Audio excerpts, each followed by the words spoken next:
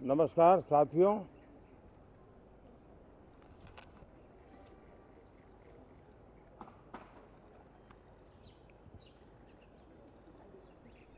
शीतकालीन सत्र है और माहौल भी शीत ही रहेगा।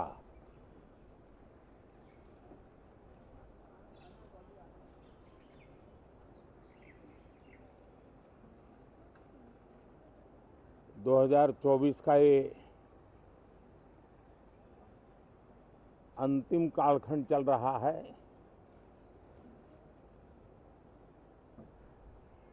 देश पूरे उमंग और उत्साह के साथ 2025 के स्वागत की तैयारी में भी लगा हुआ है। साथियों, संसद का ये सत्र अनेक प्रकार से विशेष है और सबसे बड़ी बात है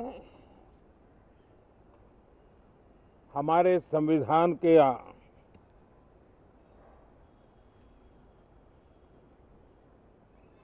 75 साल की यात्रा, 75वें साल में उसका प्रवेश, ये अपने आप में लोकतंत्र के लिए एक बहुत ही उज्जवल अवसर है। और कल संविधान सदन में सब मिलकर के इस संविधान के 75वें वर्ष की उसके उत्सव की मिलकर के शुरुआत करेंगे।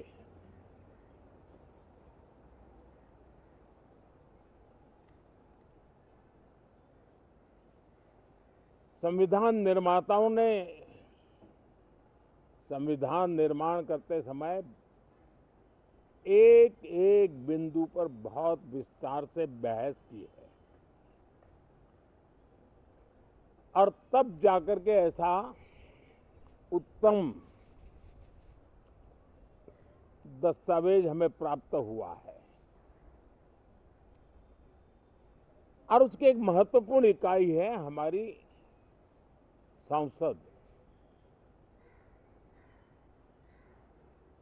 हमारे सांसद भी और हमारी संसद भी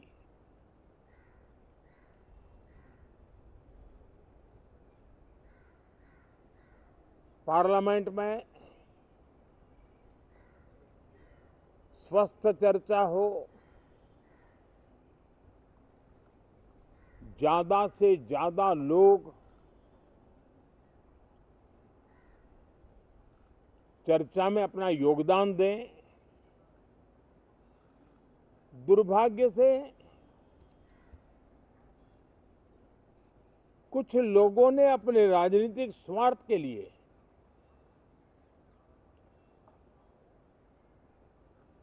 जिनको जनता ने अस्वीकार किया है, वे संसद को भी मुट्ठी भर लोगों के हुड़दंगबाजी से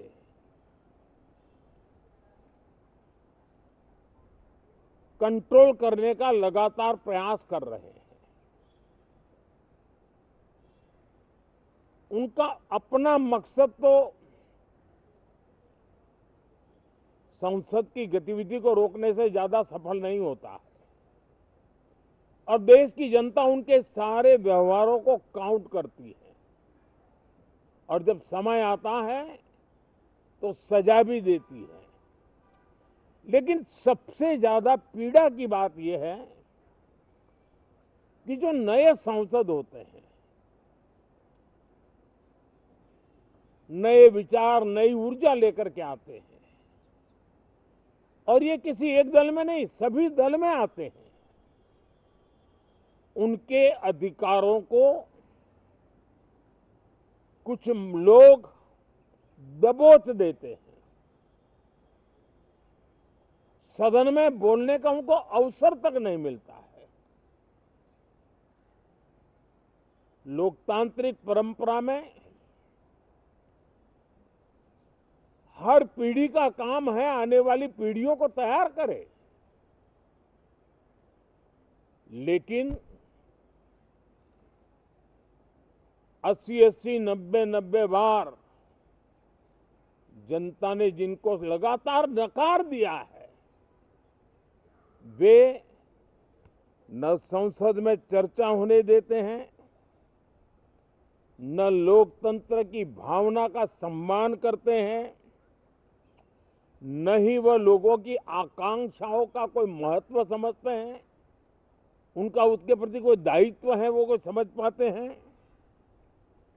और उसका परिणाम है वो जनता की उम्मीदों पर कभी भी खरे नहीं उतरते हैं और परिणाम स्वरूप जनता को बार बार उनको रिजेक्ट करना पड़ रहा है।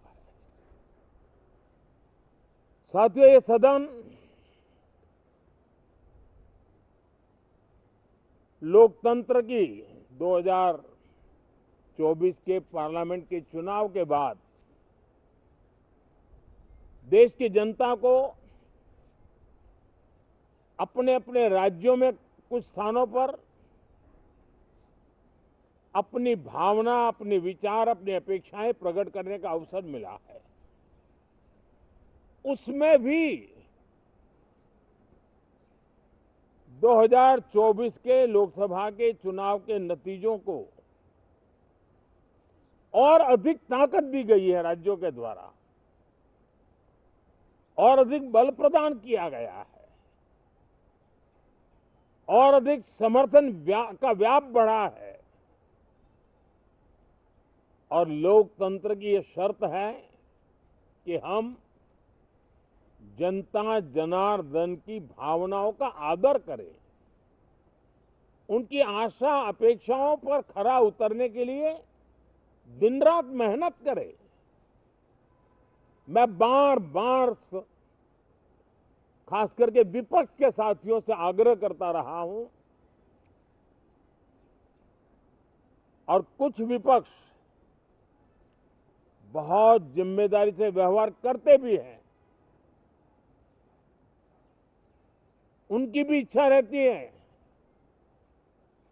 कि सदन में सुचारू रूप से काम हो, लेकिन लगातार जिनको जनता ने नकार दिया है, वे अपने साथियों की बात को भी दबोच देते थे, उनकी भावनाओं का भी अनादर करते हैं, लोकतंत्र की भावनाओं का अनादर करते हैं। मैं आशा करता हूं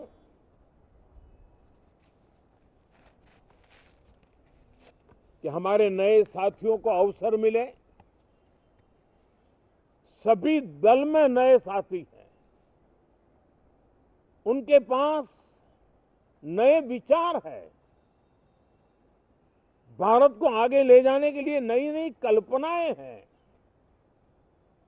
और आज विश्व भारत की तरफ बहुत आशा भरी नजर से देख रहा है, तब हम संसद का समय का उपयोग वैश्विक स्तर पर भी भारत के आज जो सम्मान बढ़ा है, भारत का प्रति जो आकर्षण बढ़ा है, उसको बल प्रदान करने वाला हमारा व्यवहार रहना चाहिए। विश्व के अंदर भारत को ऐसे अवसर बहुत कम मिलते हैं जो आज मिला है, और भारत की संसद से वो संदेश भी जाना चाहिए कि भारत के मतदाता उनका लोकतंत्र के प्रति समर्पण, उनका संविधान के प्रति समर्पण, उनका संसदीय कार्य पद्धति पर विश्वास, संसद में बैठे हुए हम सबको जनता जनार्दन की इन भावनाओं पर खरा उतरना ही पड़ेगा। और समय की मांग है, हम अब तक जितना समय गंवा चुके हैं उसका थोड़ा पश्चाताप करें और उसका परिमार्जन करने का उपाय यही है कि हम बहुत ही तंदुरुस्त तरीके से हर विषय के अनेक पहलुओं को संसद भवन में हम उजागर करें। आने वाली पीढ़ियां भी पढ़ेगी उसको, उसमें से प्रेरणा लेगी।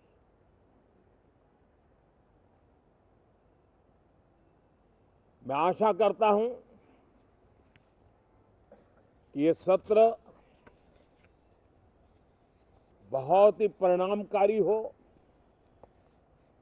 संविधान के 75वें वर्ष की शान को बढ़ाने वाला हो, भारत की वैश्विक गरिमा को बल देने वाला हो, नए सांसदों को अवसर देने वाला हो, नए विचारों का स्वागत करने वाला हो। इसी भावना के साथ मैं फिर एक बार सभी माननीय सांसदों को उमंग और उत्साह के साथ इस सत्र को आगे बढ़ाने के लिए निमंत्रित करता हूं, स्वागत करता हूं। आप सब साथियों का भी बहुत बहुत धन्यवाद।